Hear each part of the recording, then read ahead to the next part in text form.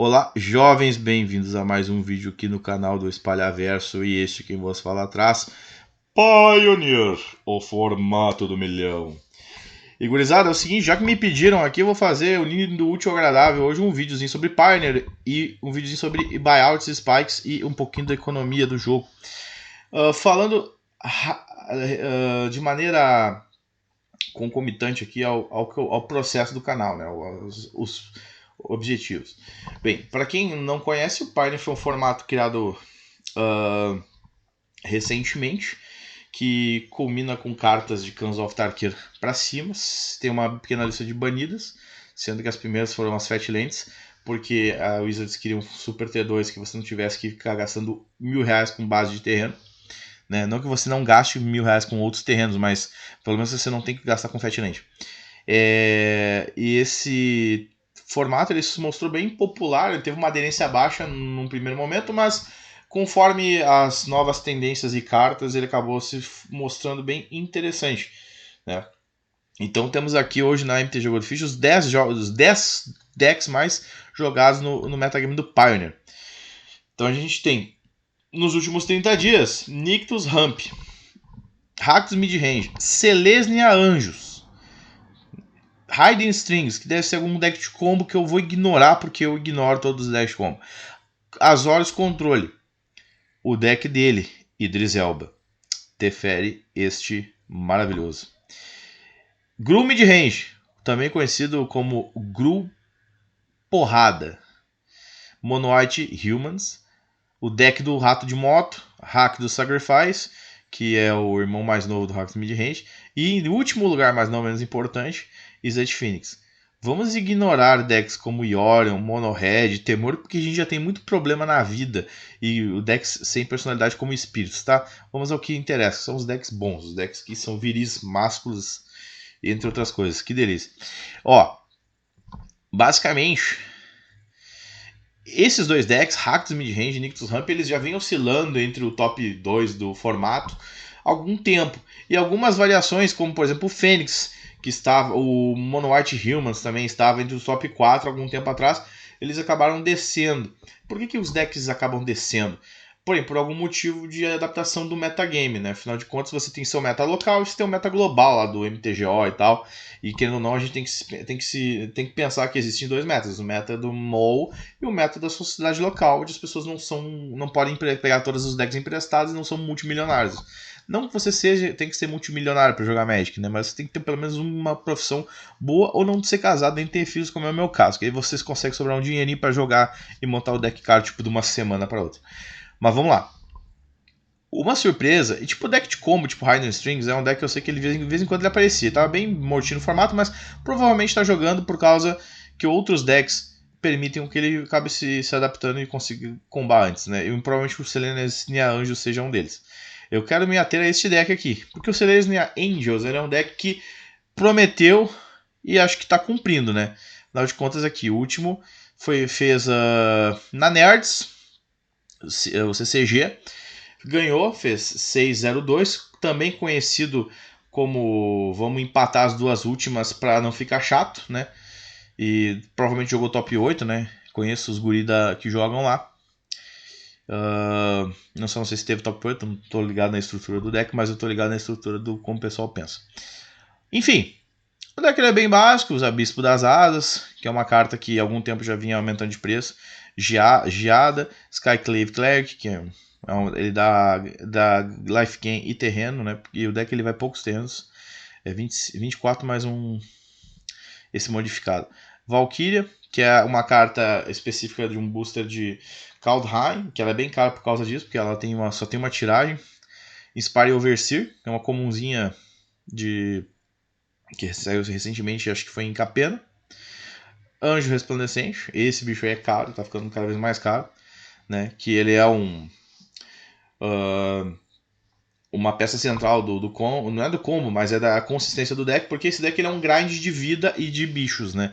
Então você vai jogar com o Bispo das Asas que te dá 4 de vida, e você tem Resplendente que se tu ganhar 5 de vida ou mais, tu cria uma token 4/4. E nisso tem a Valkyria, que quando ela Quando o outro anjo ou clérigo entra em campo de batalha sob seu controle, você ganha vida igual à resistência dela. Se você tiver 7 ou mais de vida do que a sua vida original, o que acontece? As suas criaturas vão ter +2/+2. E você tem também a aparição, né? E que é uma das removals do formato. Esse deck ele é bem simples, são 27 criaturas e 8 mágicas que ajudam o quê? Você colocar mais criaturas em jogo. Entre elas temos Companhia Agrupada e tem a Reconstrução de Kaila, que é uma carta que saiu recentemente em Guerra dos Irmãos. Brushlands, Caverna, Eganjo, um Nictus, por que não, né? Overgrown Farmland, Planície e Temple Garden. Side Deafening Silence contra Compet, Nido contra Planeswalkers e outros afins, Portable Hole. Shaper Sanctuary, que é uma carta que há muito tempo já tinha saído. Ela era barata, hoje ela está cara. Vou mostrar eventualmente aqui para vocês também.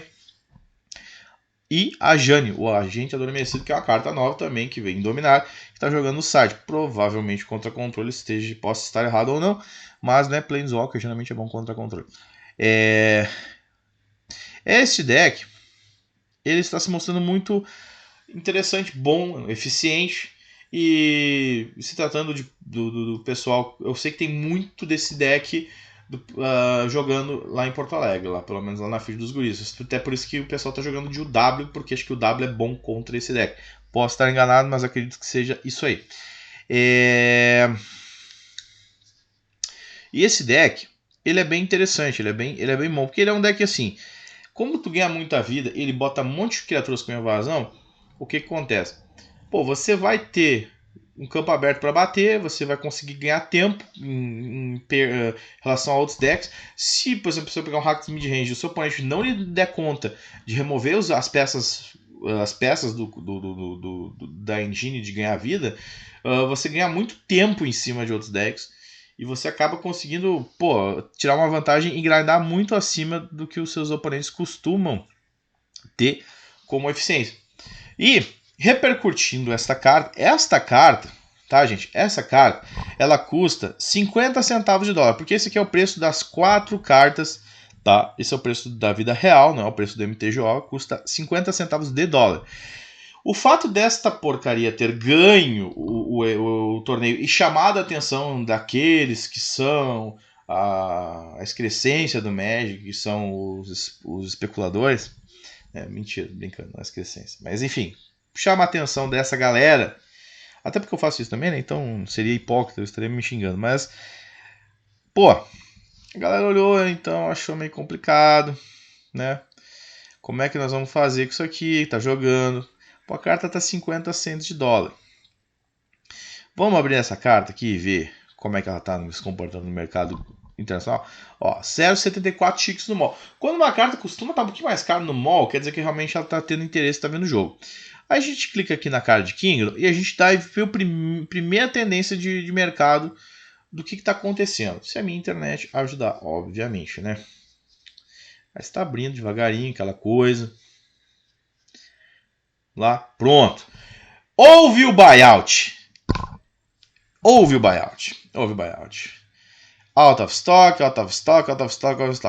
Deu merda, gurizada. Buyoutou lá fora. Então, estamos complicados. Vamos ver como está no Brasil. Oh, meu Deus, R$150 uma comum. Porque eu nem conto carta forte, porque é capaz dos caras nem terem isso. Em suma, o alerta vermelho aconteceu. Essa carta, era previsto o buyout dessa carta de maneira totalitária? Não, porque provavelmente essa carta deve ter sido buyoutada entre domingo e ontem. E nem mesmo o MTG Stocks me avisou, pelo menos eu conferi aqui, não me falou nada sobre essa carta ter aumentado de preço. E o que acontece? Muito provavelmente essa carta ela foi limpa no mercado devido a tendências de ela estar se tornando uma peça staple e o deck ter criado consistência devido a essa carta. E por esse motivo, né, de estar jogando, fazendo resultados aí, ela foi comprada em massa por os especuladores de plantão, né? Aqueles, né, famigerados, cujos quais estão sempre de olho, né? Os verdadeiros observadores, né? E bem, amigos, aqui chegamos tarde, né? O o estrago já foi feito, né? Existem cartas, existe, pô, R$229,90, Ilha do Dragão. Ô, Alceu, me ajuda aí, Alceu. Isso aí também é piada, né? Quase R$300, não, R$230. Não vai vender isso aí, filho. Essa carta vai ficar no máximo 40, 50 pila. Porque, cara, é assim, vamos ser justos. A carta, ela saiu em Guerra dos Irmãos. Guerra dos Irmãos não foi pouco aberta, pelo menos ao meu ver, ela é uma edição que ela tinha muito interesse por causa do set box. O set box é bastante coisa. Eu abri 2 set box e elas relativamente se pagaram com certa tranquilidade. Não ganhei muitos lucros, mas eu abri bastante cartas boas. Se eu tivesse aberto míticas melhores, eu talvez se eu tivesse tido um pouco mais de lucro, barra não teria que ficar comprando geeks avulso, mas tudo bem. O que acontece agora, gente? O deck vai quebrar o formato, o deck ele é maravilhoso, o deck ele é bom, né? Se a gente olhar aqui nos últimos 7 dias, vamos ver como é que o formato se comporta.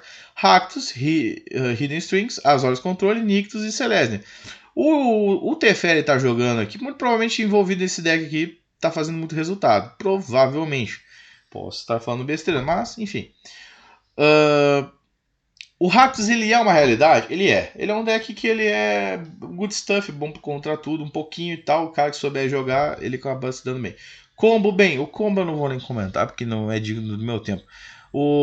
E o controle voltar a aparecer porque os decks estão ficando um pouquinho mais mid-range, de repente o formato está um pouquinho mais devagar, está tendo tempo do Teferi se criar. Vamos dar uma olhadinha aqui então nesse deck para ver o que está jogando. Ó, temos aqui um Jace, Prodigy Ring, que vira o Planeswalker, ainda bem que eu tenho esse bicho aí. E o que é isso? Strict Proctor. Toda vez que uma permanente entrar no campo de batalha, causar uma habilidade para trigar, anula aquela habilidade a não ser que ele pague 2. Isso é uma carta bem interessante se você jogar contra a dianteira também no Legacy, mas eu acredito que ele deve estar tendo efeitos mais interessantes por causa justamente de decks como os GW antes, de trigar, ganhar vida, né? Wandering Imperator, Teferão. Esse deck aqui ele é com 60 ou com 75 cartas? Agora eu fiquei na dúvida. 26 terrenos é essa. Farewell. Descontinuidade. As long as your turn, this spell costs 4 less. End the turn. Isso é legal. Isso aqui eu sempre achei interessante. Fiquem de olho, galera. Fiquem de olho, já fica a dica. Veredito Supremo, ok. Shadow the Wreckage, Behold the Multiverse, normal. Bom. Feito, Vetos. Shark Typhon. O que eu observo daqui? Vamos ver. Breaker, Elspeth, Dream, Lira, Wandering Imperator, Supreme Verdict, Starheim Unleashed, Team Peace, Fatal License. Fiquem ligados. Fiquem ligados. Descontinuidade, Strict Proctor. Pode ser coisa que aumente de preço. Mas isso aqui eu acho que é estritamente por causa dos decks de anjo. Né? Mas é bom, uma carta não é ruim. Começa muito ETB. E outros decks que vêm curvadinhos, né? Então vocês observam por que um deck começa a se aparecer, porque está se comportando bem contra outro, que está dominante, mais imperativo no formato, né? E isso aqui é bom contra outros decks também, né? O próprio Rakdos, né? Rakdos tem bastante coisa que dá ETB, se eu não estou enganado, se eu não estou falando, né, frivolidades. Sheoldred não tem o que fazer, mas já está indo 3 cópias, né? A gente fechou a 3ª cópia essa semana. O Trespass, remove. O Bunny Crusher, né? O Misery Shadow, já está jogando no lugar do Kalitas, porque é 2 mana. Croxa do descarte e Bloodtide Harvest, token de sangue. Não é tanto pelo ETB, mas também tem. Não é tanto por isso, talvez até tire, não. Mas, enfim, resumidamente, o meta atual de hoje, né? Estamos em final de janeiro, está se comportando dessa maneira. O Nick Trump ele tem uma vantagem sobre certos decks, porque tipo, é como era o Tron, né? Fez 3 mana, fez 3 terceiro turno carne e não tinha muito o que tu fazer, era só sentar e chorar. Era difícil lidar, depois voltar com um Lamog ainda. Enfim, entendeu aí, galera? Fiquem espertos aqui. Então nós já temos o mal feito. E temos aqui no Azorius Control um possível mal feito a ser feito ainda. É isso aí. A princípio, eu não acho que o Selesnya vai criar grandes alvoroços, mas ele é bom movimentar um formato em que outros decks começam a jogar por causa que esse deck está jogando e começa a dar uma girada no meta, porque ficar sempre entre o W-Humans, Fênix, Nictus, Ramp e Rakdos Midrange cansa. E realmente, eu acho que o Rakdos, por causa da Fábula Vermelha, ainda tá um pouquinho fora da curva, a Fábula é bem forte, e o Nictus Ramp também, então talvez eu ainda acho que o formato está aberto para mudanças com outras entradas de deck, não precisa sair banindo coisa porque o pessoal está revoltado. Mas a princípio, no primeiro momento, é interessante ver como as coisas se adaptam. E ver que Selesnya Anjos foi um investimento razoavelmente bom, porque foi um deck que eu fui montando aos pouquinhos, quando eu vi que começou a aumentar o Resplendent, que é uma carta que saiu e nunca foi barata. Então quando ele começou a ficar muito caro, a gente começou a querer ficar caro, a gente pegou para deixar tranquilo. E as outras cartas a gente foi também fazendo trocas aí conforme conseguia. No princípio é isso, pessoal. Senão o vídeo vai ficar muito longo, já está. Um grande abraço e é isso aí. Fiquem de olho. O buyout está acontecendo a todo momento.